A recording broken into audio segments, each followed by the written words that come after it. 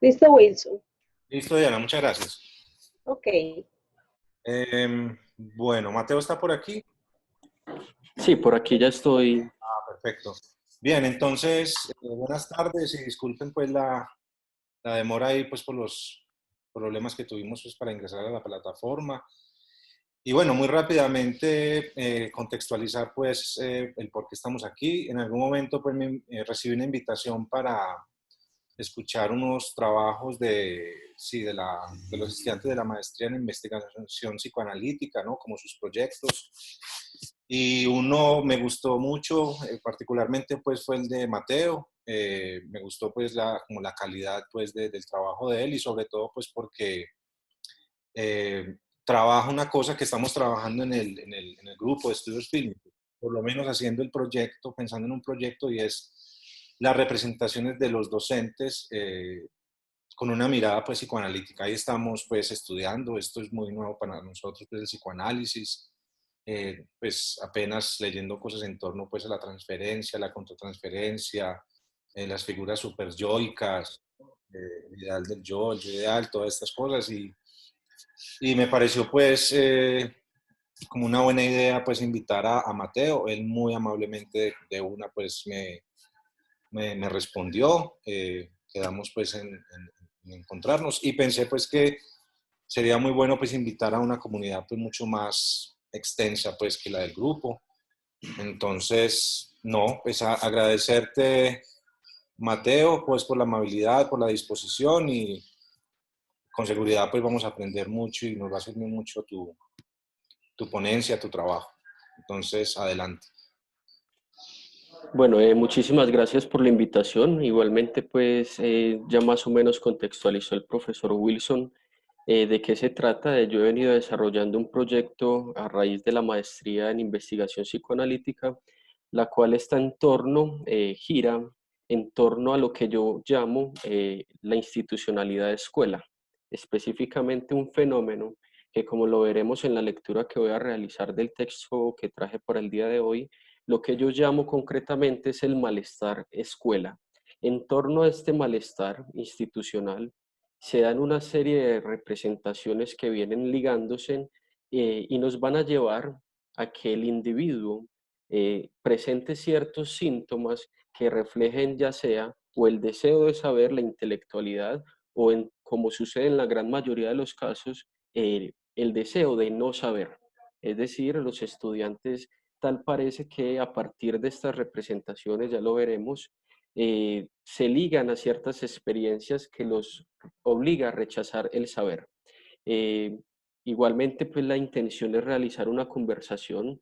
Yo voy a leer un texto, me demoraré, no sé, 20, media horita, y luego empezamos a conversar quizás en torno a estas cuestiones que vienen siendo muy puntualizadas en el texto. Creo que así estaría bien como la metodología. No sé, el profesor Wilson, ¿qué le parece? Sí, perfecto, muy bien. De todas maneras, interesante pues plantear la cuestión en términos de luego de una discusión, ¿no? Hacerte Claro preguntas. que sí. Muy bien. Sí, esa es la intención. Muy bien, dale.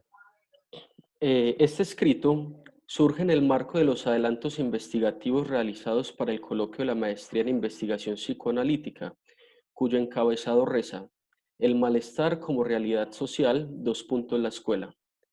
En esta ocasión tomaremos como base aquel escrito, anexando algunas cuestiones como lo es la representación en el psicoanálisis, aunque este último concepto no es un eje fundamental en la investigación de la maestría. A continuación, se busca pensar la posible relación entre lo que llamaremos el malestar en la escuela, pulsión y representación, una mirada desde el psicoanálisis, donde nos serviremos de la institucionalidad de escuela como pretexto para introducir algunas nociones que se enmarcan dentro del psicoanálisis. Este interés surge luego de escuchar a múltiples estudiantes que expresan continuamente: ¿para qué venir a la escuela? ¿Qué pereza todo esto? Y de escuchar en algunos docentes expresiones como: ¿qué desespero estos estudiantes? No sé a qué vienen, no quieren saber nada. Precisamente a este descontento lo llamaremos malestar en la escuela. Dada esta situación, La educación ha pensado mitigar lo que internamente llama como crisis educativa, recurriendo al discurso de la ciencia, la neuroeducación, la neuropsicología, los nuevos modelos tecnológicos y, en otros casos, cambiando continuamente los modelos de aprendizaje y, como se dirán luego, a través del llamado al discurso policíaco. Pese a ello, aparece ante la mirada impávida del docente el estudiante que no deja, que no quiere aprender, que no le interesa hacerlo, sobre quien recae la frase es imposible, no tiene remedio. Estudiantes que parecen inertes, que aparentemente no quieren saber, estudiantes inconformes ante las formas de enseñanza. Además, aparece el estudiante con quien se ha hecho imposible la transferencia. Este será un concepto que desarrollaremos a lo largo del trabajo. De igual manera, para los estudiantes no faltan los docentes opacados, sujetos que no soportan sobre sí mismos el saber. Aquello que pareciese simples palabras denotan una problemática, un fenómeno que nos afecta a todos dentro del sistema educativo. Esta situación podría denominarse como malestar, una inconformidad que afecta a todos los sujetos dentro de una institución y que aparece en los docentes ante la presencia incómoda de ciertos estudiantes, pero también en los estudiantes ante aquello que representa el docente. En el transcurso de esta conversación recurriré a ciertas frases textuales que develan el pesar de estudiantes y docentes frente a la educación. Expresiones como, qué sueño esta clase, qué pereza este profesor, no sabe enseñar, no quiero escucharlo más. O también, se parece tanto a mi papá, qué fastidio, entre otros. Y en diversos casos aparece la violencia escolar manifestada como cutting, rebeldía, reprobación, depresión, timidez, aburrimiento, deserción escolar, adicción, delincuencia, criminalidad, sueño, drogadicción. Ante esta situación, se hace necesario recurrir al psicoanálisis, el cual como ciencia tendrá mucho que decir acerca del malestar. Se buscará dar una mirada alterna a la ya dada por la educación y su discurso positivista. Al parecer, los docentes no estamos preparados para afrontar el malestar subjetivo. No entendemos de dónde vienen ciertos comportamientos. No comprendemos la vida anímica. Quizás no reconocemos la existencia de la vida pulsional. Para Betancourt Valencia, estos síntomas son la consecuencia dada ante un empuje pulsional. Se buscará a continuación desarrollar la cuestión del malestar escolar, entendiéndolo como una producción de la realidad social presente en la institución escuela. Ello debido a la incapacidad aparente del discurso pedagógico de nombrar el malestar, suplantándolo por la idea de crisis. Algunos investigadores, en nombre de la pedagogía, conciben la educación en cuanto a una crisis generalizada, especialmente de las instituciones, la cual está ocasionada por un problema estructural que deriva del Estado. Hannah Arendt, de igual manera, detectaba una inconformidad en torno a la educación llamada por ella la crisis de la autoridad moderna. La filosofía del lenguaje será clave para abrir la reflexión que se realizará en torno al malestar en la escuela. Para esta labor nos basaremos en la obra del filósofo Searle, especialmente en su texto conocido como La construcción de la realidad social. Y desde el comentario que realiza Miller en su texto, El otro que no existe y sus comités de ética. La pregunta que dirigirá este escrito será, ¿es el malestar una representación de la realidad social? Para hacerle, la realidad social tiene una amplia carga ontológica, lo que significa que no solo es una construcción basada en propiedades físicas y químicas, sino que allí las realidades denominadas como físicas poseen un gran poder social. Así que la realidad social es una construcción. Sírvase a modo de ejemplo la realidad del dinero. En su composición físico-química no es más que papel, pero su carga social indica que se trata de un papel cuyo valor permite el intercambio de productos. Otro ejemplo es la escuela. La planta física no es la institución. Los componentes materiales no hacen la escuela. Este será únicamente un medio que facilitará la construcción de una realidad social como la escuela. Searle enfatiza en llamar realidad natural a los hechos brutos que se dan con independencia de la existencia humana, mientras que la realidad social parte necesariamente del acuerdo. Así pues, los animales, la vida silvestre, los ríos, viven independientemente de la existencia del hombre, hacen parte de la realidad natural, mientras que las universidades, las escuelas, las instituciones solo existen en cuanto se haya dado un consenso social que permita unos acuerdos para su existencia. La ontología social de Searle incluye al ser humano como dador de existencia. Podemos considerar a la institución escuela como una realidad social cuya existencia es avalada y se da únicamente por los consensos entre los hombres, quienes acreditan y justifican su existencia. Miller, por su parte, considerará que Searle muestra una continuidad innegable entre la realidad física o natural con la realidad social. Para él, la realidad es algo, ya que no todo existe en la naturaleza. Aunque sea invisible, y a pesar de que no nos percatemos de su existencia tangible, sabemos que ahí está eso que denominamos como realidad social. En Searle, descubrimos un aparato conceptual que nos ayudará a dar cuenta de la realidad social como representación, ello a partir de los siguientes elementos: función, regla e intencionalidad. El punto de partida para la realización de este análisis es la función, cuya existencia no está en la naturaleza. No es un hecho físico, sino un hecho de sentido. Es decir, cuando se asigna la función a algo, se trasciende el hecho de su utilidad. En palabras de Miller, desde que se dice esta X sirve para Y, ya se ordenó todo según observación de valores.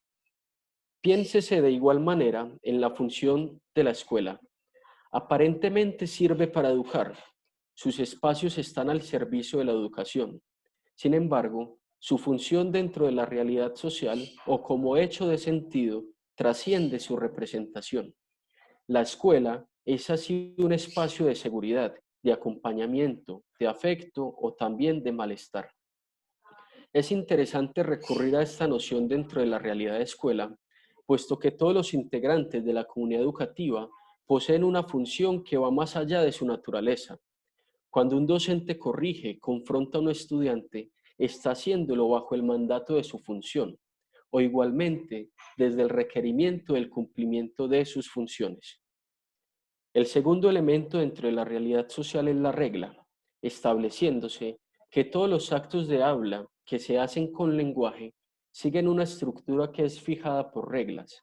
Son precisamente estos actos de habla la condición necesaria para la aparición de instituciones y para la construcción de la realidad social. Gracias a las reglas se crean hechos como el matrimonio, la propiedad privada, las escuelas. Será precisamente la regla la que dé inicio a la institucionalidad, en donde diremos que solo existe malestar en cuanto se puede hablar de ello. Para hacerle, estas reglas posibilitan lo social. Cito a Searle. Algunas reglas no solo regulan, sino que crean la posibilidad misma de ciertas actividades. Miller lo ejemplifica con las reglas del juego del ajedrez, las cuales crean la posibilidad de jugar. Solo es posible el juego cuando hay reglas, o también lo dirá Lacan, no hay sociedad sin ley. El tercer elemento introducido por Searle es el concepto de intencionalidad. Este se da luego de pensar cómo el lenguaje cobra cierto significado y se vuelve paulatinamente en pensamiento. Es importante entender que el lenguaje permite construir la realidad social y gracias a él se puede llegar a tener pensamientos compartidos, intencionalidades y representaciones conjuntas, como también mismos estados mentales. Así pues, los deseos, los temores, son estados mentales para hacerle, que necesariamente están dirigidos sobre objetos o cosas del mundo. Cuando en la escuela surge cierto malestar, este necesariamente debe estar dirigido a algo o sobre algo. En Serle, únicamente se puede hablar de realidad social cuando exista un grupo de personas que compartan creencias o mismos estados mentales. En la lectura realizada por Miller, aparece también la intencionalidad colectiva, denominada como el nosotros. Se trata de un nosotros que soporta la realidad. Se aclara que en lo social primero está lo colectivo por encima de lo individual, tal como en un partido de fútbol, donde el interés colectivo es superior al interés del individuo. Freud se acerca al concepto de lo social dentro del texto Psicología de las masas y análisis del yo, introduciendo una nueva modalidad de cómo entender lo social, partiendo de la lógica colectiva y del lazo social. Si bien reconoce la psicología individual, acepta la escuela como institución presente dentro de la realidad social está formada por individualidades, es decir, por relaciones privadas del individuo con sus padres, con sus maestros, con sus compañeros. Estas relaciones, dirá Freud, son puestas en oposición a ciertos fenómenos narcisistas que buscan la propia satisfacción pulsional. Es hasta 1930 que Sigmund Freud escribe El malestar en la cultura. Esta es quizás la primera obra que logra situar y diagnosticar el concepto de malestar. Es importante allí entender que el concepto de malestar ya había sido trabajado por el psicoanálisis en Freud, pero no había sido mencionado. Toda la obra freudiana está alrededor del mismo concepto que puede ser el malestar sinónimo de sufrimiento. Desde este texto, la vida es entendida como algo impuesto, que resulta gravoso, que trae sufrimientos, dolores, desengaños, malestares. Y para mitigar tal miseria, se deberá buscar satisfacciones sustitutivas que nos vuelvan insensibles al dolor. Todos los seres humanos tenemos casi de manera innata la pregunta no solo por la finalidad de la vida, sino también por el sentido de la misma. Al unísono podríamos acertar la respuesta. El sentido está en conseguir la felicidad, obtener la dicha y mantenerla. Freud, 1930, página 76. Para el psicoanálisis, la felicidad está en el orden de lo episódico. En ocasiones tenemos sensaciones placenteras. Más aún, podríamos afirmar que está en el orden de la imposibilidad. Freud entenderá felicidad como ausencia de dolor y displacer, y vivenciar sentimientos intensos de placer. Felicidad en este sentido será satisfacción de necesidades retenidas, satisfacción pulsional. Sin embargo, es de aclarar que nuestra constitución tiende a limitar nuestras posibilidades de dicha, debido a que el sufrimiento nos amenaza desde tres lados: desde el propio cuerpo, desde el mundo exterior y desde los vínculos con otros seres humanos. Se hace la aclaración que al padecer que viene de los vínculos con otros, lo sentimos tal vez más doloroso que cualquier otro. En la escuela esto es notorio. Por diversas vías se busca la descarga, mediante el juego, la risa, los chistes, las burlas, las peleas, la indisciplina, o en algunos casos, a partir del saber mismo, la intelectualidad, leer. Pero en la gran mayoría de los casos aparece la prohibición, la regulación, y por ende emerge algo de la imposibilidad por parte de las instituciones donde no todo es posible, no todo puede ser satisfecho. El sujeto en la escuela busca la satisfacción pulsional, pero es función de la institucionalidad regular. Busca educar, mas no civilizar, y lo hace por medio de la regulación, la prohibición, la sublimación, el castigo. Dicha regulación será representación de malestar. Abro comillas. Así como satisfacción pulsional equivale a dicha, así también es causa de grave sufrimiento cuando el mundo exterior nos deja en la indigencia, cuando nos rehúsa la saciedad de nuestras necesidades. Muchos buscarán una solución ante el sufrimiento. Dirá Freud, mantenerse alejado de los otros es la protección más inmediata que uno puede procurarse contra las penas que depara la sociedad de los hombres. También mencionará la drogadicción como una posibilidad de mantenerse alejado del sufrimiento. Todos estos casos son recurrentes en la escuela. Quisiera centrarme sobre la tercera fuente que causa malestar, el cual es de orden netamente social. Se trata del malestar causado por los vínculos sociales, donde aparece el semejante, el otro, el cual es causante no solo de amor, sino también de odio. El otro parece ser una amenaza, debido a que me regula, me exige, pide, demanda desde su propio ideal, siéndosenos imposible huir de los vínculos sociales. Y de acuerdo a nuestra inclinación de evitar el displacer, todo vínculo que tenga este efecto restrictivo será fehacientemente rechazado, incluso odiado. Tal parece en Freud que la cultura está edificada sobre la renuncia pulsional, es decir, sobre la imposibilidad de satisfacerlo todo. Precisamente este gran no se puede aparece como orden institucional. Será la institución como un gran otro quien tenga la función de hacer valer la renuncia. Freud considera que existen algunas profesiones imposibles, entre ellas la educación, puesto que considera que no todo se puede educar. Solo podemos hacer algo, siempre quedará algo pulsional que buscará su satisfacción. En más allá del principio del placer y en los dos principios del acaecer psíquico, Freud analiza el principio del placer-displacer. Se trata de un proceso donde se aspira a ganar placer y prescindir de aquello que genere displacer. Freud propone un modelo estructural del aparato psíquico, distinguiendo tres instancias: el yo, el superyo y el ello. En este punto, nos interesa entender la instancia del yo, debido a que está más expuesta a la realidad exterior. El yo será quien sienta las pulsiones reprimidas por el mundo exterior como displacer. Abro comillas. Lo esencial es sin duda que placer y displacer están ligados al yo como sensaciones conscientes. El displacer puede experimentarse de dos maneras. Puede tratarse la percepción del esfuerzo de pulsiones insatisfechas o de una percepción exterior penosa en sí misma o que excite expectativas displacenteras en el aparato anímico. De esta manera, el yo que se encuentra al servicio del principio de placer y quiere ahorrar el displacer, evita, odia todo aquello que causa malestar, buscando poner fuera de sí todo estímulo negativo. El yo está opuesto al malestar y en favor de garantizar el placer. Para Freud, todos los procesos anímicos están regidos necesariamente sobre la base del principio del placer.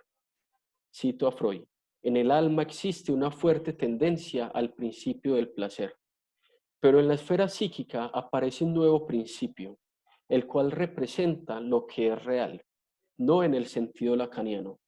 Se trata del principio de realidad, el cual busca el placer, pero no lo hace a través de vías alucinatorias, sino buscando tolerar algo del displacer.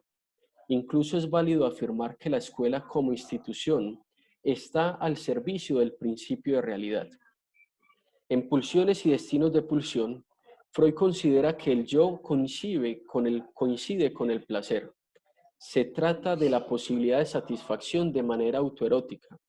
Lo más importante aquí es que se considera que los estímulos del mundo exterior coinciden con lo displacentero. El yo percibe como amor la relación con sus fuentes de placer. Si más tarde el objeto se revela como fuente de placer, entonces es amado, dirá Freud. Y aquello que siente como displacentero será puesto fuera al punto de odiarse. Desde el texto, Dos principios del acaecer psíquico, se hace la claridad de la función de la educación frente a estos dos principios, la cual consiste en vencer el principio de placer y sustituirlo por el principio de realidad. Es de aclarar que en este sentido, placer es igual a bienestar y displacer es interpretado como malestar. Frecuentemente en la institución escuela encontramos al estudiante que siempre comete los mismos actos. En la cotidianidad docente aparece, entre comillas, el otra vez fulanito. Se trata de la repetición. Hay una tendencia a repetir aquello que causa cierto grado de satisfacción, aun cuando conlleva drásticas consecuencias. Tal parece en Freud que se trata de un entrelazamiento íntimo entre la compulsión de repetición y la satisfacción pulsional. La respuesta que brinda la escuela a tales comportamientos estará dirigido a la represión, al castigo, al llamado de atención, al ingreso a coordinación y en algunos casos a la remisión al discurso psicológico o policíaco. Sin embargo, aparece aquí algo de la imposibilidad, puesto que una vez finaliza tal protocolo, el estudiante tiende a retornar a sus actos. Se trata de la pulsión, el cual por más que intente ser reprimido, nunca deja de aspirar a su satisfacción. Cito, la pulsión reprimida nunca cesa de aspirar a su satisfacción plena, que consistiría en la repetición de una vivencia primaria de satisfacción. Una de las maneras más frecuentes de huir al malestar es a partir de los modelos identificatorios, como lo es la denominada masa. Entiendas en este punto el texto de Psicología de Masas y Análisis del Yo. El sujeto escolar siente que este grupo permitirá satisfacer plenamente su pulsión, haciéndosele sentir miembro o haciéndole sentir bienestar. Para Freud, la masa no es más que la organización de individuos donde se comparten identificaciones, ideales, maneras de pensar, se comparten incluso malestares, y a pesar de ello, este fenómeno es netamente particular. Se da precisamente en el hecho institucional escuela una especie de alma colectiva, sobre la cual reposan sentimientos, pasiones, formas de actuar, cosa que no sucedería en el aislamiento, ya que estar dentro de la masa, estar dentro de un hecho institucional, nos permite crear vínculos de poder, sentir seguridad y por ende se generan hechos como la indisciplina, donde desaparece la responsabilidad individual y emerge la colectividad descontrolada. De esta manera, el sujeto asiste a la masa con la pretensión de adquirir placer, bienestar, pero aquello que aparece como malestar, aquello que sea diferente a las posturas internas de la masa, aquello que aparece como divisorio, será un enemigo que causa malestar y deberá ser segregado. Como lo hemos ya mencionado, solo podemos conocer el malestar a partir del lenguaje que se deslinda de él, y solo podemos identificarnos en ciertas masas a partir del conjunto de significantes que de él se desprenden, o también a partir de las representaciones que surgen desde el hecho institucional. Es importante acotar que el significante como concepto le compete a Lacan y podría ser comparado con el concepto de representación en Freud.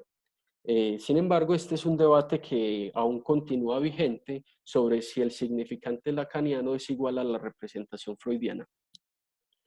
Podría remitirme al concepto griego de representación, el cual es entendido como presencia. Sin embargo, para esta ocasión, el referente del cual nos serviremos será desde la concepción de representación que aparece en el texto El mundo como voluntad y representación del filósofo Schopenhauer.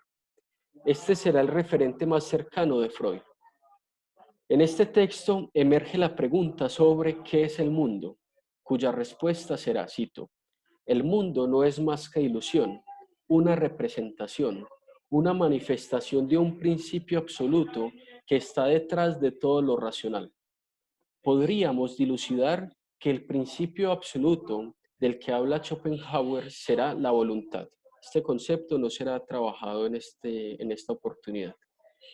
La filosofía schopenhaueriana concibe el mundo con sus dos caras, es decir, la voluntad como principio absoluto y la representación como apariencia. Tal parece que su filosofía fue basada en el concepto kantiano de fenómeno aparecer en el texto Crítica a la razón práctica, donde se explicita que lo que conocemos de la realidad como fenómeno y lo que es la realidad en sí, es decir, el noúmeno. Para Kant, el hombre únicamente se topa con el fenómeno, puesto que el noúmeno de las cosas es completamente incognoscible, inabarcable. Para Kant, no es posible pensar ninguna representación sin las categorías a priori del tiempo y del espacio. Estos dos a priori son esenciales en la experiencia humana racional para poder reconocer algunos fenómenos.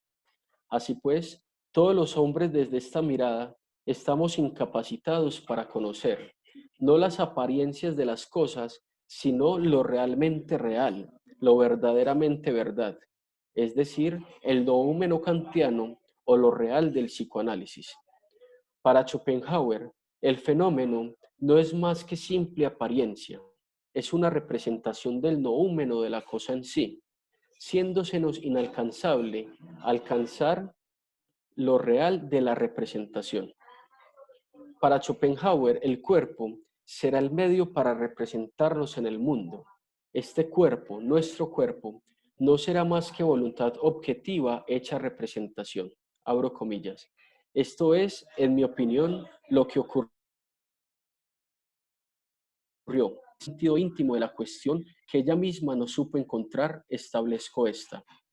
¿Qué es este mundo intuitivo aparte de ser mi representación?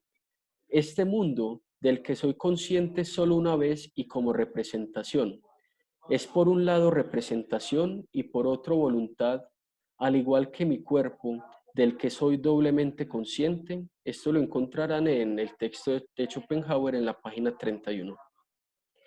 El psicoanálisis lacaniano utiliza el concepto de lo real para nombrar aquello que se escapa a la imagen o a la palabra y que sin embargo se manifiesta en el comportamiento de las personas. Este real será inalcanzable.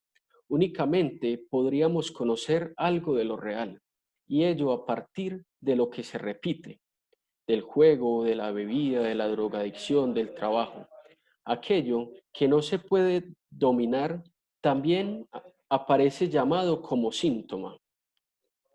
Abro comillas. Esta es la última definición de lo real que da Lacan. Es lo que no tiene sentido y sin embargo es sentante en el campo del sentido. El síntoma es lo que viene de lo real. Este síntoma surge en la escuela y de acuerdo a Miller, el síntoma será aquello que no cesa de repetirse. Esto está en la página 225 del texto del otro que no existe y sus comités de ética. Es decir, aquello que hace mella, de lo cual es imposible huir, es el síntoma ligado a lo más real. Schopenhauer considera que el mundo no es únicamente representación. Esta es simplemente la cara exterior de lo más aparente. En este sentido, Goffman, desde la sociología, considera que dentro de la teoría del sujeto y para entender la vida social, es necesario comprender al sujeto como un actor que desempeña diferentes funciones y para ello utiliza diversas máscaras según las personas o situaciones que afrontan el transcurrir de sus jornadas. Esta máscara es una construcción, abro comillas, probablemente no sea un mero accidente histórico que el significado original de la palabra persona sea máscara, es más bien un reconocimiento del hecho de que más o menos conscientemente, siempre y por doquier, cada uno de nosotros desempeña un rol. Para Goffman, será a partir de la máscara que representamos una función dentro de la realidad. Esta máscara se convertirá en nuestro sí mismo más verdadero, el yo que quisiéramos ser. Para él la máscara será nuestra mejor representación, la mejor forma de mostrarnos para hacer lazos sociales. La representación en este sentido será una especie de disfraz, un tomar una forma determinada. El concepto de representación dentro del psicoanálisis ha sido ampliamente analizado. Allí se da una ruptura epistemológica respecto de la filosofía, en la que nace la noción de representación ligada a la conciencia. El psicoanálisis resignifica el concepto representación desde el momento en que comienza a hablar de un aparato psíquico, cuyo funcionamiento se cimienta en el inconsciente. Se da todo un viraje respecto a la filosofía. Es decir, el sujeto se encuentra en esta oportunidad descentrado de la conciencia y el concepto de representación adquiere una nueva concepción. De acuerdo al diccionario de Laplanche, el concepto de representación del alemán Vorstellung implicaría el inconsciente. Freud habla precisamente de representaciones inconscientes. Abro comillas. La representación sería más bien aquello que del objeto viene a inscribirse en los sistemas némicos. Parece que la representación en este sentido escapa del objeto, no es el fenómeno, es aquello que del objeto nos representa. Pensemos en el docente que quiere agradar, que quiere transferir saber. No necesariamente aquello que quiere representar es lo percibido por la subjetividad. Puede representar en el sistema anémico un objeto de amor o de odio. La representación será aquello que de lo exterior nos representa. Es fundamental entender y poder profundizar este punto no como receptor de imágenes en la conciencia, sino como lo entiende Freud, como receptor de huellas némicas, es decir, receptor de impresiones que tiene el sujeto frente al paso de un objeto, percepciones que llegan al aparato psíquico, las cuales pueden ser fuente de eventos traumáticos. Abro comillas. Por la vivencia de satisfacción se genera una facilitación entre dos imágenes, y las neuronas del núcleo que son investidas en el caso del esfuerzo DRANG. Estos lo encuentran en el proyecto de psicología para neurólogos. De esta misma manera, la representación freudiana se topa con la inscripción de lo inconsciente, donde lo subjetivo estará determinado por la variabilidad de las diferencias individuales que surgen desde las experiencias propias. Podríamos mencionar que la subjetividad vivirá de manera distinta las experiencias propias de su vida, las cuales fundamentalmente estarán atravesadas por predisposiciones inconscientes. Pensemos en la experiencia que nos genera un olor. Para algunos será agradable, para otros insoportable. Esto dependiendo de las experiencias previas al acto. O también un docente podrá ser amado u odiado a partir de ciertas predisposiciones subjetivas. A partir de lo anterior, y desde el proyecto de psicología para neurólogos, diremos que la representación estará ligada a un afecto originado por una vivencia inicial de satisfacción. Abro comillas. La vivencia de satisfacción ocurre la primera vez donde se logra una descarga que es displacentera y que deja huella. Es un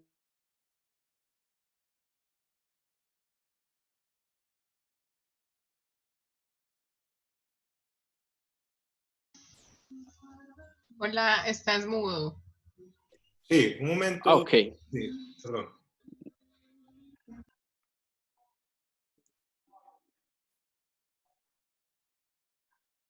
Ahí ya. Creo. Mateo. No, todavía está silenciado. Es que me puse a hacer una cosa aquí de silenciar y ya no sé cómo. A ver. Creo que ya. Ya. Listo, ahí sí. Perfecto. Me avisan por favor en qué punto quedé, ya voy terminando. Bueno, voy a retomar el último párrafo. O también un docente podrá ser amado u odiado a partir de ciertas disposiciones subjetivas. A partir de lo anterior y desde el proyecto de psicología para neurólogos, diremos que la representación estará ligada a un afecto originado por una vivencia inicial de satisfacción. Abro comillas. La vivencia de satisfacción logra una descarga que es displacentera y deja huella. Es un modo mítico de pensar el origen del deseo. Por ejemplo, cuando un bebé siente hambre, que es un estímulo endógeno displacentero, el psiquismo pretende una descarga de esa cantidad, la cual suscitará en adelante experiencias que varían de acuerdo a las personas. En este sentido, el hombre puede poner en un afuera aquello que vive desde su interior. Algunas representaciones serán susceptibles de ser conscientes. Freud, en el capítulo final de lo inconsciente, Diferencia entre representación cosa y representación palabra. La primera ligada a aquello que percibimos del objeto a través de nuestros sentidos, la imagen visual, y la representación palabra hará énfasis a la palabra que estará asociada al objeto. Aunque la investigación aún permanece abierta, será fundamental mirar cómo es el paso de la representación a través de los sistemas, determinando cuál es el papel de la represión en medio de este paso. Lacan, por su parte, se diferencia de Freud al hablar no de representación, sino de significante. Para él, la construcción de una realidad no se deriva de una experiencia individual, la cual implica una representación. Por el contrario, considera que el significante apunta directamente a otro significante, y solo dentro de esta cadena de significantes se podrá construir una realidad.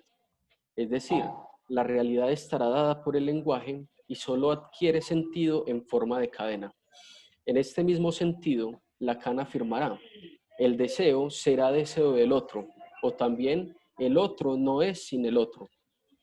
Desde esta mirada, el sujeto será efecto del significante, el cual preexiste y crea la posibilidad del sujeto. Ahora bien, debemos comprender la representación como un dualismo, una dentro y una afuera, que estará en continua relación. Será importante continuar pensando y ahondando la cuestión de la representación en relación al carácter pulsional, realizando una contextualización en lo que seguiremos llamando como la institucionalidad de escuela. Hasta aquí quiero ir por terminado. América. Bien, muchísimas gracias, Mateo.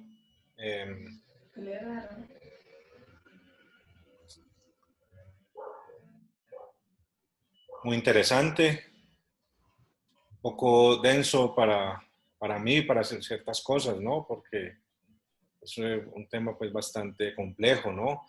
Ahí se te nota toda como la urdimbre, ¿no? De tus disciplinas, ¿no? Porque eres filósofo también, ¿no? Sí, soy filósofo. También realicé unos estudios sobre religiones monoteístas del mundo en Israel. Y ahora pues finalizando ya la maestría en investigación psicoanalítica.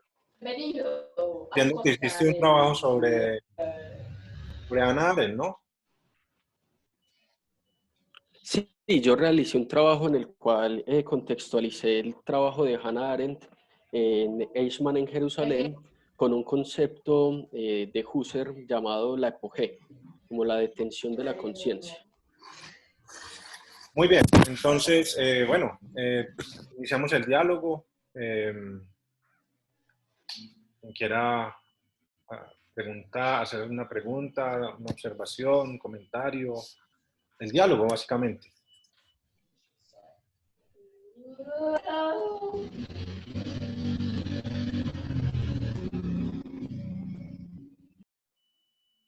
Mateo,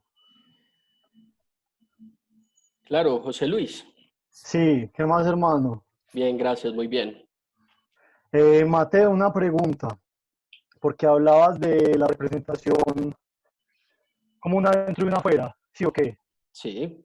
Y esa representación como una dentro y una afuera, eh, la pensabas desde el signo lingüístico, igual acá pues, ese concepto significante, no sé si me escuchas bien. ¿Me escuchas? Se escucha muy entrecortado.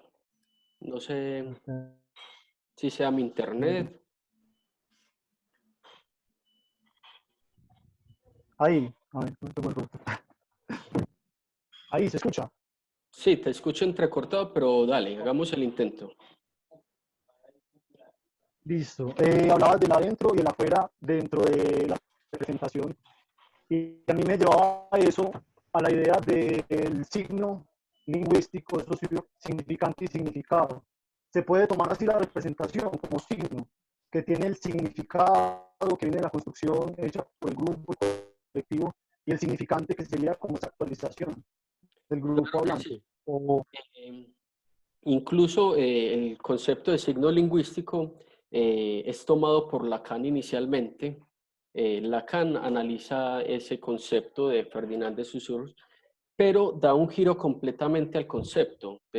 de representación, de signo lingüístico, pero completamente podemos hablar de que la representación en el sentido filosófico también será analizada por Ferdinand. Entonces sí podemos hablar de este mismo concepto.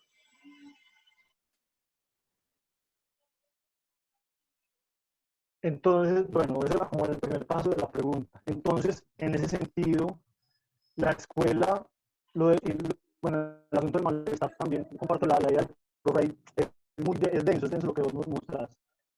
Pero se podría pensar como una realidad social construida, pero que también está en construcción, incluso de cara a este mismo malestar. O sea, que estaba y está y se transforma. El malestar es un malestar que evoluciona, se podría decir. Muy bien, en este sentido, cuando logramos comprender el malestar escolar como una realidad presente en lo social, igualmente podemos concebirlo como una realidad que está dispuesta a modificaciones, que está aún estructurándose. El hombre es fenómeno, es decir, frente a aquello que le causa cierto malestar dentro de su aparato psíquico. Pero al mismo tiempo hay una realidad que es la que Freud ha querido traer a colación, que es la realidad del inconsciente. Ese es el adentro y el afuera. Mientras yo percibo una realidad en el afuera, que es lo primero con lo que yo me topo, al mismo tiempo debo ser consciente que tengo una realidad interna, que es la realidad más interior del hombre, que es incluso la más desconocida en el psicoanálisis, que es este gran concepto de lo real, como aquello que es imposible de conocer. Esta realidad hace parte de la construcción de la realidad social. Entonces hay que entender estas dos variantes. Digamos que la filosofía en algunos casos analiza el fenómeno, y luego será la física la que va a analizar completamente el fenómeno, pero también queda algo de lo nouménico kantiano, de lo más real en el psicoanálisis, que será todo el tiempo imprevisto y función de analizar. ¿Qué es importante acotar aquí? Que podemos conocer únicamente el síntoma. El síntoma es lo que nos muestra que hay algo de lo real que no está funcionando. La drogadicción, la violencia, el cutting, el mismo malestar, es algo de lo más real que empieza a soltar destellos. Esto será pues ampliamente analizado y será luego investigado seguramente en un futuro. Sí, Gloria quiere intervenir y luego José Daniel. Bueno, muy buenas tardes. Yo quiero hacerle como un reconocimiento a Mateo por todo el recorrido que hace a nivel teórico en la filosofía y en el psicoanálisis. Me parece que eso permite abrir muchos caminos de profundización más adelante frente a muchos asuntos que tocan directamente con la escuela. O sea, yo soy docente de una institución educativa, pero también soy egresada de ahí de la de Antioquia en psicología y me tocó pues todo el proceso del psicoanálisis en la universidad y me siento feliz frente a eso. Soy una apasionada por el psicoanálisis y me parece que el psicoanálisis tiene muchas preguntas y muchos aportes para darle a la escuela y a lo educativo que no ha sido como tomado en cuenta. Por lo que decía Mateo, o sea, la escuela recurre más fácil a las neurociencias y a lo cognitivo para establecer las reglas y los procesos desde donde explicar la vida de los sujetos, que no son sujetos en la escuela, sino que son alumnos, y como alumnos se deben acomodar a un para todos que el psicoanálisis cuestiona. O sea, es interesante ver como todos los, en ese recorrido que hace Mateo, todos esos tropiezos, todo ese malestar que produce la institución escolar en los sujetos, tiene que ver con esa consigna de que todo es para todos, o sea, el currículo es para todos, los tiempos son los mismos para todos, las normas son para todos, la misma estructura escolar es para todos, y eso de alguna manera quiebra la posibilidad de manifestación singular y subjetiva de las personas que allí estamos, y eso produce todo el malestar que se hace visible en lo que plantea Mateo como aquello sintomático, aquello que de alguna manera le hace preguntas siempre, continuamente a la escuela, y esas preguntas, si no se retoman, si no se trabajan, si no se, o sea, si no se hace un replanteamiento de la escuela frente a esas preguntas que el psicoanálisis hace, cada vez la crisis escolar se hace más visible y más profunda. Muchas gracias, Mateo, de verdad me gustó muchísimo. Muchas gracias, Gloria. Yo creo que Gloria logra recapitular muchas cosas, incluso logra traer a colación el por qué inicia este trabajo. Yo también como docente logro percibir eso, eh, donde ese para todos hace igualmente que los mecanismos de ayuda para el sujeto sean igualados en todos, mientras que el síntoma es completamente subjetivo. No es la misma forma como yo me expreso frente al mundo. Igualmente es importante que podamos nosotros entender que la escuela, cuando se liga al concepto de las neurociencias o cuando se liga al concepto también un poco del lado psicológico, también detrás de ello allí hay una ligazón al discurso capitalista. El discurso capitalista nos lleva, y la tendencia es a mostrarnos que es posible la felicidad a partir del consumo. Es decir, es posible mitigar el malestar interior frente al fenómeno. O sea, adquiriendo objetos se logra mitigar algo de eso. Es importante también mirar ese concepto sobre el discurso capitalista. Gracias, Gloria. Sí, Bueno, José Daniel y luego Carlos. buenas tardes para todos. Felicitar a Mateo por ese trabajo tan interesante, tan apremiante en estos tiempos que estamos viviendo. Mi pregunta es, Mateo, bueno, sí, es un poco denso el tema, pero logro entender pues, que es un tema importante, ¿cierto? Yo soy docente también de filosofía en un colegio en Medellín, y la pregunta sería, ¿por qué sería importante que todos los maestros, o la pregunta es importante o sería importante pues que los maestros fuéramos conscientes de este rol representativo que ejercemos, y también pues como maestros qué posición asumir, ¿cierto? Porque es muy complejo, porque como para uno podría inspirar amor, para otro odio. Entonces, ¿cómo jugárnosla como maestros de cara a la representación? Sería como la pregunta. Muchas gracias. Gracias, José. Bueno, allí hay cosas muy interesantes y muy importantes. Incluso es de recordar que para Freud la educación es una de las tareas imposibles, puesto que es muy complejo poder educarlo todo. Igualmente él concibe que el gobernar y el psicoanalizar son tareas imposibles, pero lo único que podemos realizar primero es ser conscientes de que hay cosas representativas en los otros que no nos concierne a nosotros como docente. Es decir, el sujeto puede representarse cosas que nos superan completamente. Me acuerdo alguna vez le pregunté algo muy similar a un docente frente a que cómo debe actuar el sujeto para representar aquello que propicie la transferencia. La respuesta sin duda alguna es que allí hay algo de la imposibilidad. Únicamente podremos actuar de acuerdo a nuestras propias vivencias de satisfacción. Es decir, continuar con nuestra labor pensando no en coartar o prohibir completamente al sujeto, sino pensarlo en que en ese sujeto es posible sublimar algo del orden de lo no sublimado. ¿Cómo así?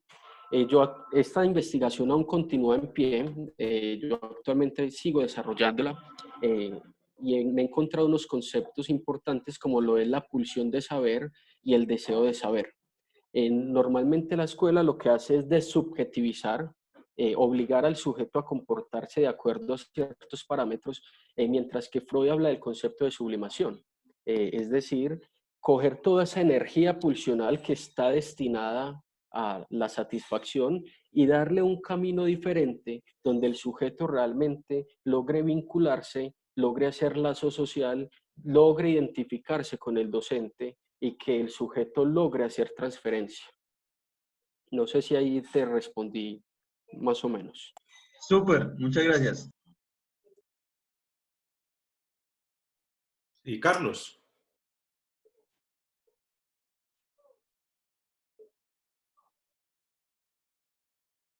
El que dice, hola, tengo una pregunta. Pues es que sí. iPhone de Carlos y hocicos. Así que no. Hola, buenas Sí. tardes. Buenas Hola. tardes. ¿Cómo están? Muchas gracias. Bueno, felicitar porque me parece súper interesante y muy oportuno. Yo me encuentro en la ciudad de Bogotá y bueno, escuchar acentos familiares es agradable. Primero que todo, pues considero que este es un fenómeno muy contemporáneo y es precisamente, pues yo también lo he asociado con tanto con el fracaso del modelo educativo actual y el deseo del padre superpuesto en el hijo, ya que los cambios generacionales del contexto en nuestro país, donde pasábamos de pronto a, a un acceso educativo limitado, a unas posibilidades ya más amplias, en el cual nuestros padres de pronto no tuvieron las mismas opciones que nosotros, podemos pensar que en los chicos esa carga de ser lo que, entre comillas, pues los padres no fueron. Entonces, se podría tomar, como muy bien decía Mateo, el síntoma, la rebeldía, en el hecho de precisamente tratar de alzar una voz frente a eso que no quieren. Y también pues un poco de lo que decía sobre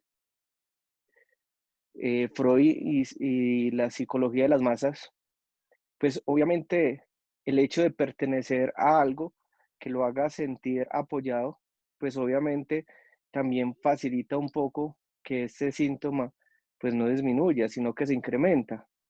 Entonces, ¿qué opina usted sobre la reforma del sistema educativo, donde pues vemos salones o aulas de clases donde pues están saturados y muchas veces básicamente el conocimiento se convierte en una transcripción de lo que hay en un tablero hacia un cuaderno y ya. Muchas gracias. Bueno, Carlos, es interesante aquello de las reformas educativas en nuestro país,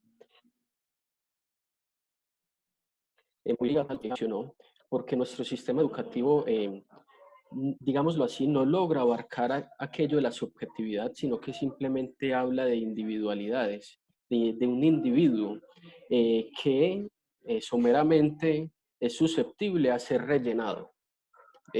Yo siempre lo he tratado de ver así, como un cajón, como si la conciencia del sujeto fuese un cajón que hay que rellenar y luego repetir únicamente. Foucault incluso habla de este mismo concepto al decir que las instituciones actuales cada vez sirven menos porque el sujeto logra subjetivizarse cada vez más y lo que debe, digamos que la función de la escuela debe ser para Foucault lo que él denominó como la erotización del saber. Incluso él tiene un video muy interesante en el cual habla sobre la enseñanza y él se preguntará, ¿qué pasa si la idea del sexo fuese tan ampliamente difundida como la idea del saber? Allí sin duda alguna hay algo sobre la satisfacción. Si el saber, si la educación generara satisfacción como lo hará el sexo, seguramente estarían copadas las aulas de clase. El sujeto en la escuela no tiene otra opción, al haberse visto desubjetivizado, de continuar con las dinámicas propias que le impone la escuela. Es decir, aprender no es tanto un aprendizaje, es más una repetición de aquello que le enseñan, y estar allí frustrado frente a su propio saber. Es decir, este sujeto no puede desear algo distinto, debe desear de acuerdo al deseo de otro. Es importante tener esto. Ahora, frente a lo de las masas, interesante este texto de Psicología de las Masas. Allí se van a presentar unos modelos identificatorios muy importantes del sujeto frente a un otro, frente a lo que representa ese otro. Sin duda alguna, en la gran masa siempre va a haber otro, y van a haber unos sujetos que actúan de acuerdo a ese modelo. Ese es el ideal del padre. Es decir, el jefe de la masa será un gran ideal desde su propio ideal y el resto simplemente obedecer. Tal parece, no podría afirmarlo, que la escuela actual frustra el deseo, prohíbe el deseo, y allí hay un malestar porque la pulsión, este concepto psicoanalítico freudiano, la pulsión lo único que quiere es gozar, el goce.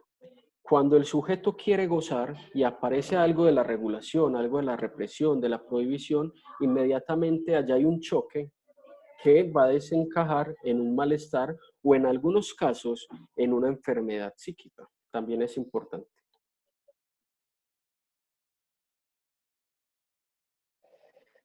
Muchas gracias, igual por la invitación y excelente poder acompañar pues estos procesos que gracias a esta nueva realidad pues podemos acceder los que de pronto no tenemos la posibilidad de estar cerca. Entonces, excelente y bueno, espero que sean muchas más las invitaciones de la UDA a participar en estos foros. Muchas Muchas gracias, gracias, Carlos.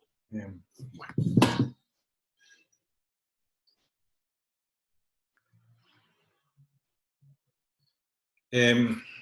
Sí, Mateo, pues es que tenía como una pregunta, pero con lo último que dijiste, ya no sé si la pregunta pues, es válida o no, pero es como porque tengo otras, pues y espero que no suenen muy ingenuas, pero igual es la idea, pues es que estamos como aprendiendo de todo, sí, todo esto pues es muy nuevo para nosotros.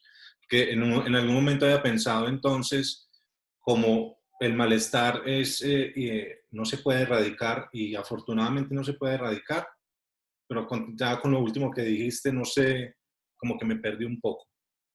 Que pues, que sí serían las pretensiones de, ¿cierto? Eh, sí, de estas cosas de la neuropsicología y incluso de los fármacos, ¿no? Que sí habría una pretensión pues de erradicar el malestar. Entonces, no Muy sé bien. qué puedes decir ahí, sí. La neuroeducación y, digamos, acudiendo a todos los fármacos, la intención es erradicar precisamente el malestar. Pero bien sabemos que dentro de la subjetividad, que tiende a satisfacerse plenamente todo el tiempo, aparece algo de la regulación. Y es allí donde aparecen las instituciones que de cierta manera van a regular esa propia satisfacción pulsional.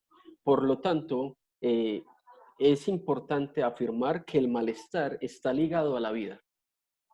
Es decir, el malestar es propio de la condición humana.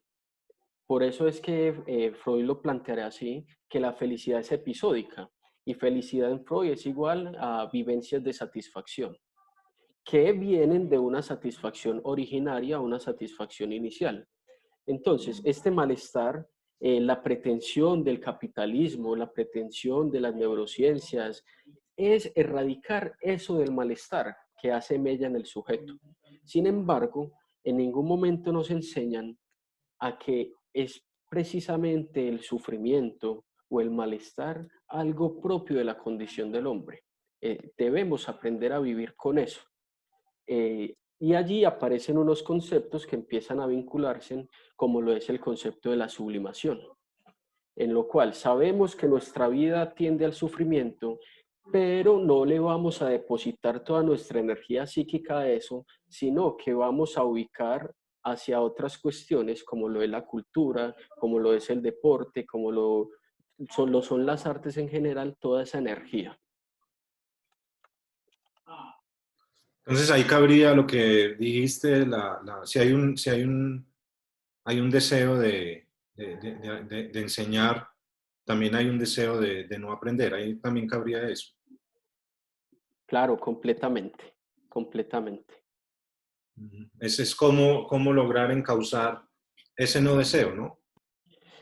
Sí, precisamente ese es uno de los grandes retos de la educación, porque la tendencia desde la modernidad ha sido encauzar ese no deseo a partir de la regla, la regla, encauzar. Y la tendencia, al menos desde el psicoanálisis, es buscar con el otro la transferencia, que es ese concepto tan complejo, porque la transferencia dependerá de múltiples factores, entre ellos desde las predisposiciones inconscientes de la propia subjetividad. Lo que sí es cierto es que tal parece que el sujeto actual vive con cierta pereza hacia las regulaciones. Entre más se imponga una regla, aparece más la indisciplina, aparece más la frustración, aparecen más síntomas. Cuando se dispone en las escuelas de unos mecanismos de diálogo, unos mecanismos de ser igual al otro, ya no estamos en la modernidad donde el docente era el sumo poder, sino que el docente es otro sujeto que cohabita el mismo espacio, que cohabita la misma realidad y aparece allí un diálogo y este diálogo va a facilitar enormemente que se dé la posibilidad de transferir saber.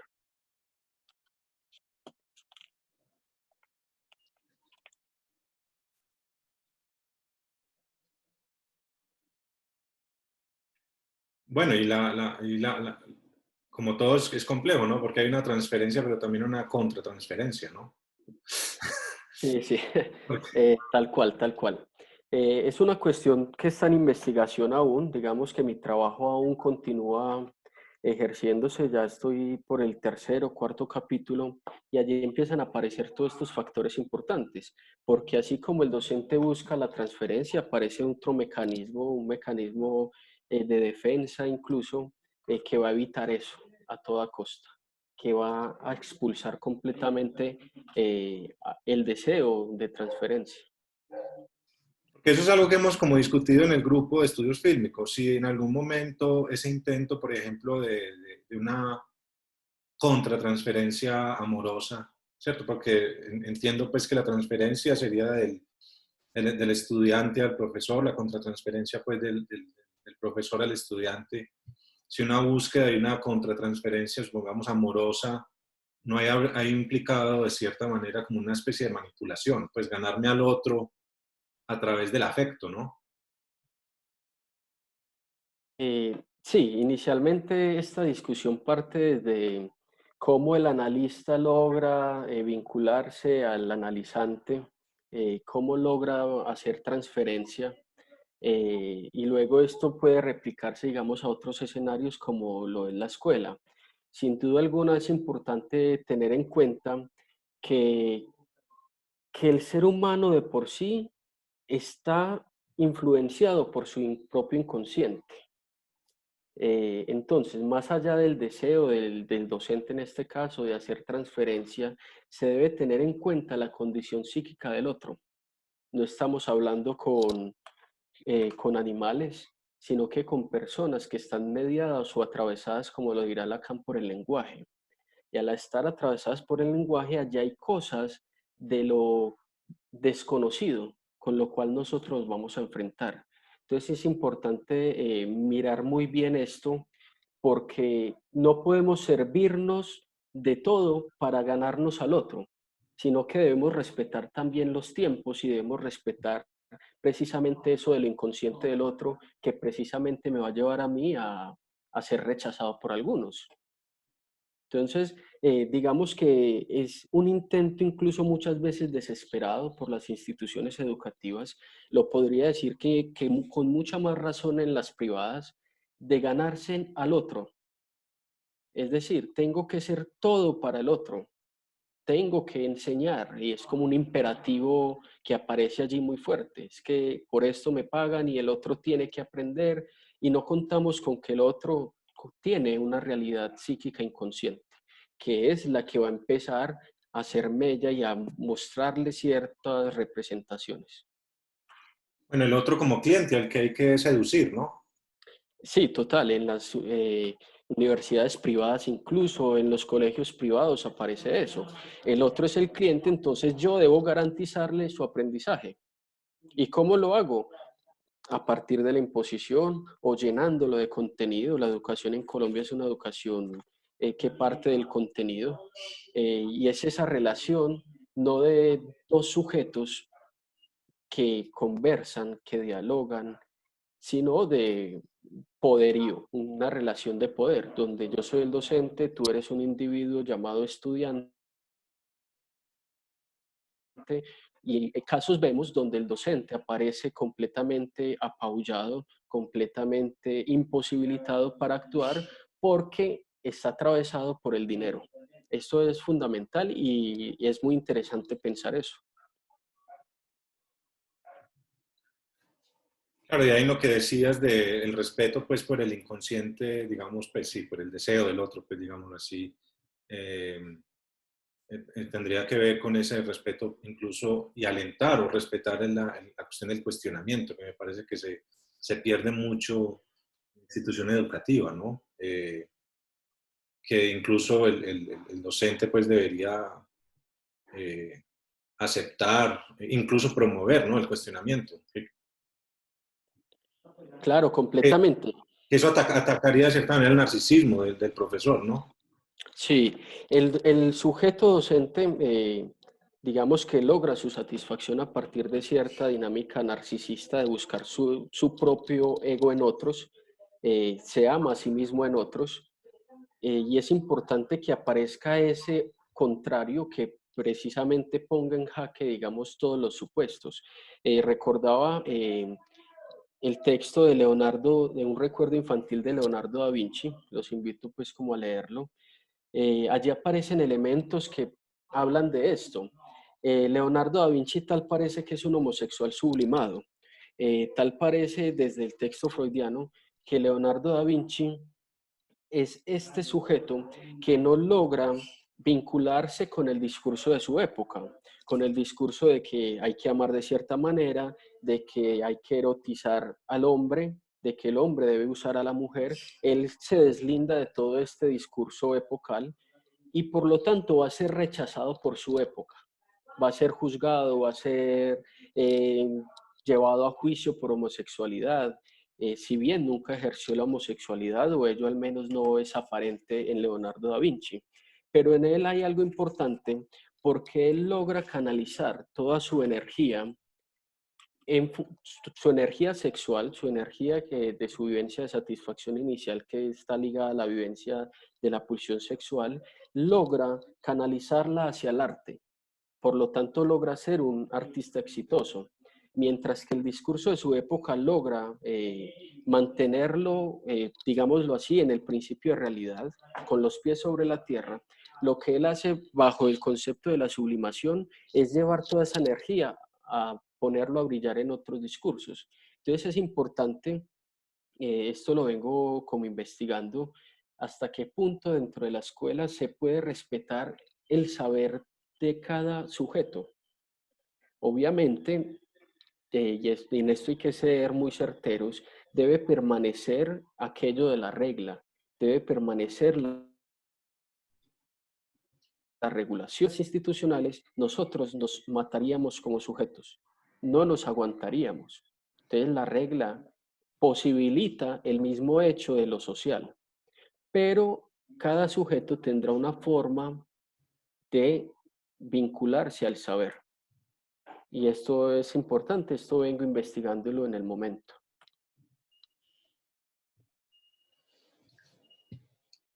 Claro, porque estaba también, sí, eso que decís, sí, eso último, estaría el profesor progre, ¿no? El profesor que no quiere problemas, el profesor permisivo, ¿no? El que no quiere líos ni compromisos. Y por cierto, ese profesor es el más amado. No es por casualidad. La representación, digamos, que todos tenemos es que entre menos, entre comillas, me moleste, es mejor para mí. ¿Por qué? Porque debemos recordar que nuestro psiquismo nos va a llevar a buscar la satisfacción todo el tiempo. Estamos hablando de esos términos de satisfacer nuestra propia pulsión. Entonces, aquel que represente el no problema, el tú eres libre, es el amado. Mientras que aquel que me proyecte la regla será odiado. Allí podemos mencionar incluso el texto de Totem y Tabú, de este mito de la horda. Hombre, por envidia a su padre, lo asesina, porque representa cierta ley. Sin embargo, se dan cuenta estos hombres dentro de esta horda que es imposible vivir sin la ley, que es imposible vivir sin el padre. Por lo tanto, se crean un nuevo padre. Esto es importante. Sí, porque ahí, pensando particularmente en este, pues que lo hemos trabajado ya en el grupo, este profesor de la película La Sociedad de los Poetas Muertos, ¿no? Que es el profe, pues, que es como lo contrario al profe super yoico y tal, pero que en los alumnos no genera necesariamente, digamos, algo positivo, ¿no? Porque es también como la pulsión desenfrenada, ¿no? Exacto. Esto goce, puro goce pulsional. Es decir, momentos de satisfacción, entre comillas, felicidad, pero no hay transferencia de conocimiento. No hay una subjetivización, un aumento de aquello, del criterio del otro. Simplemente hay un estado de satisfacción donde aparentemente no sucede nada. Recordemos que la pulsión quiere es gozar. La pulsión es puro gozo. Sí, bueno, no sé si conoces este texto, está incluso ahí en la Facultad de Ciencias Sociales y Humanas, en la U. No sé si lo conoces, bueno, o recomendarlo a todos los asistentes. Hay un muy buen análisis de ese tipo de profesor en una recopilación que hace Slavoj Zizek, todo lo que usted siempre quiso saber sobre Lacan y nunca se atrevió a preguntar a Hitchcock, ¿no? Entonces, interesante, ¿no? Por si lo quieren mirar, ¿no? En algún momento. Tengo otra, sí, una otra pregunta. Bueno, si los asistentes quieren también preguntar, decir algo, bueno, me dicen o lo dicen. Y es, sí, bueno, pues porque, por ejemplo, analizando películas, pues como Los 400 Golpes, pues, es decir, películas de hace 40, 50, 60 años, donde por supuesto se refleja el momento educativo, pues, o sea, se refleja el momento educativo, digamos, desde el punto de vista del castigo físico. En los 400 golpes, los profesores castigan físicamente, una cosa pues que sería impensable pues ahora, ¿no? Afortunadamente. Entonces, a donde voy es, si notas, sí, como que de pronto en representaciones o en cuestiones de educación hay, digamos, algún cambio, si esa represión ha pasado de ser, o ese castigo ha pasado de ser físico a otros tipos de castigo un tanto más tenues, más sutiles, no sé. Bueno, es importante eso del castigo. Incluso recordaba aquí a Matilde, el papel de la profesora de Matilde, que estaba muy ligado a eso incluso del castigo. Importante aquí entender que la educación, si bien ha cambiado esos mecanismos autoritarios o esa búsqueda de regular aquello de lo imposible de regular a partir del castigo, pero está utilizando quizás otros mecanismos, como cuáles. La medicación, en algunos casos, es una forma de regulación del sujeto. Podemos hablar que el sujeto medicado sufre la desubjetivización. Ya no hablamos de un sujeto, hablamos allí de un individuo que está al servicio de otro, digámoslo así, aparentemente. Igualmente aparecen otros mecanismos dentro de la escuela, Nosotros, yo creo que los docentes conocemos lo que... Pero detrás de ese conducto regular, en la realidad, aparecen aquellos trances con los estudiantes. ¿Cómo así? No me molestes que te doy un 5. No hagas esto y vas a pasar la materia. O no hagas esto o te llevo a coordinación. O si haces esto y es grave, podemos llamar a la policía, al discurso policíaco. Entonces, siempre aparece eso del castigo, de la vigilancia. Foucault lo hablará en Vigilar y Castigar, donde aparecen estas instituciones casi todas con los mismos sentidos de panóptico, donde la función de la institucionalidad es vigilar y castigar a aquel que no se comporte de acuerdo a los parámetros. Y dentro del psicoanálisis, sin duda alguna, el castigo al otro puede aparecer o parecerse a un fenómeno de placer sexual. Digamos que esto va a ser analizado en Freud, aquello de la pulsión sexual que me lleva a ver al otro como un simple objeto que debe ser castigado, y así hablamos de la satisfacción sexual a partir de mecanismos de castigo. Entonces, importante entender que dentro de esta subjetividad, también el castigo puede estar relacionándose a unas opciones igualmente inconscientes de buscar mi propia satisfacción a partir del castigo al otro.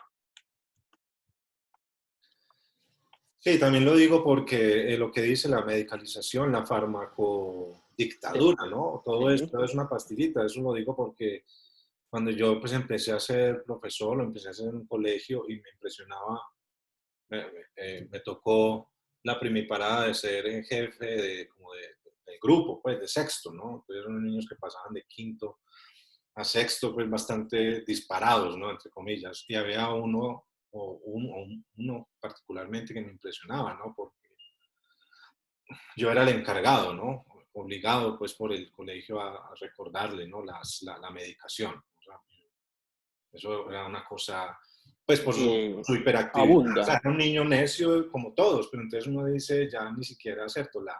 La necedad, que era una cosa, pues uno lee relatos de Tom Sawyer y el Tom Sawyer necio, ¿no? Pero ahora ya Sí. la necedad se quiere, ya no con el castigo físico, sino con la pastillita, ¿no? Claro, los grandes genios eran precisamente catalogados como necios.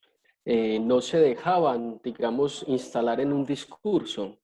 Es importante allí pensar cómo la educación ha logrado aliarse a este discurso del capitalismo que le obliga al consumo y luego más tarde al discurso de la medicación, donde parece que todo se resuelva con la pastillita. Y no solo es en la escuela, sino que también empieza a ser en la sociedad. La medida a la depresión, que quizás sea la enfermedad del siglo, es la pastillita. Lo que no hemos analizado, lo que no sabemos que detrás de esta medicación, lo que hay es todo un proceso de transformación del sujeto.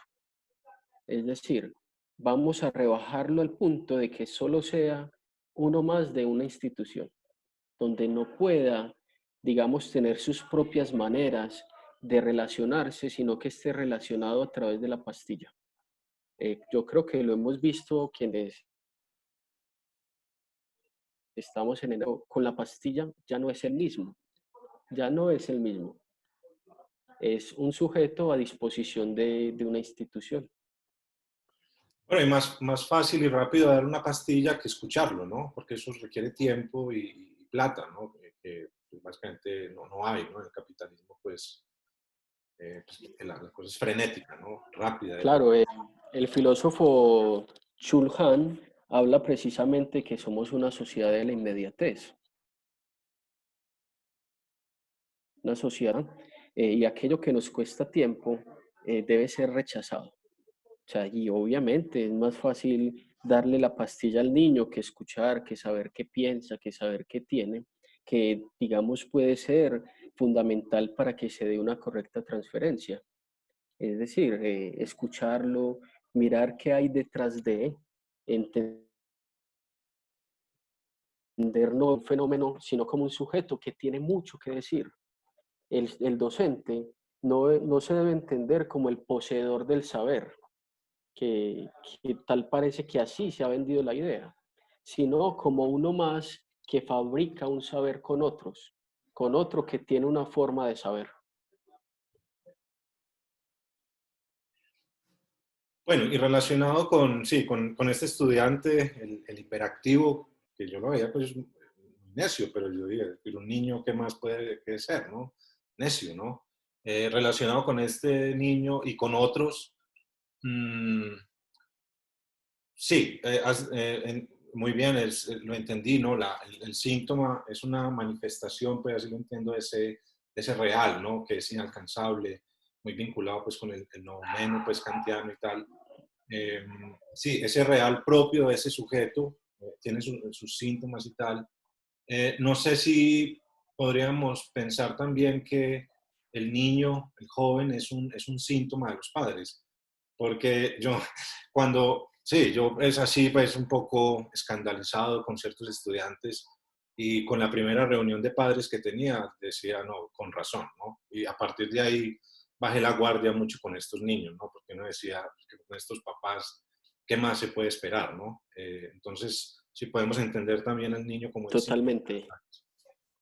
Lacan lo va a analizar y él va a mirar que realmente el niño puede ser precisamente eso, el síntoma de sus padres, debido a que nosotros, nuestra configuración psíquica está determinada por múltiples factores, entre ellos por la relación con los padres, con todos estos momentos iniciales de satisfacción. Yo creo que he dicho varias veces eso, marcará y va a dejar una huella anémica en el sujeto. Una huella anémica es entendida como una impresión psíquica frente al paso de un objeto. Es decir, nuestros padres nos dejaron a todos una huella en el inconsciente. Esta huella viene a recapitularse a partir de múltiples factores. La escuela desconoce completamente este tipo o este discurso. Por lo tanto, no va a entender qué es el síntoma o no va a entender que cuando el niño llora es porque algo le pasa o que cuando el niño acude a la violencia es porque hay algo de lo real o cuando el niño se droga o el adolescente, allí hay algo que está llamándolo, que está llamando el discurso del docente. Esto tal parece que no todos los educadores entienden este discurso. Miller habla del síntoma como aquello que no cesa de repetirse, aquello que siempre aparece por más que logre prohibirse. Entonces, en la escuela, el docente, no hagas esto, no hagas esto, eso está mal, eso está mal. Sin embargo, el síntoma no deja de repetirse, el síntoma no deja de aparecer, a no ser que se haga, digamos, todo un trabajo de psicoanálisis, un poco de escucha, donde se pueda ayudar a regular algo de eso, de lo real que es imposible abarcar. Pero la escuela, digamos que con esta investigación me ha dado a entender que hay allí todo un discurso que la escuela desconoce, mientras que se alía con ciencias como la neurociencia. Bien, no sé si alguien tiene otra pregunta, observación.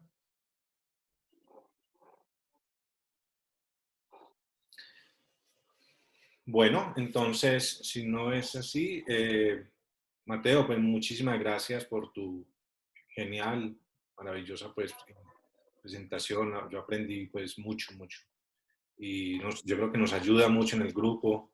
Y bueno, mucha suerte pues en tu investigación. Bueno, muchas gracias. Realmente ha sido un placer para mí. Yo creo que precisamente algo que debe identificarnos es que el saber está ahí para que nosotros lo tomemos. Esto es importante también tener como estos conversatorios, que podamos mirar qué se está pensando en torno a la escuela. Y bueno, muchísimas gracias. Bueno, gracias a vos y a todos los asistentes. Hasta una próxima oportunidad. Nos vemos. Muchas gracias. Hasta luego. Luego.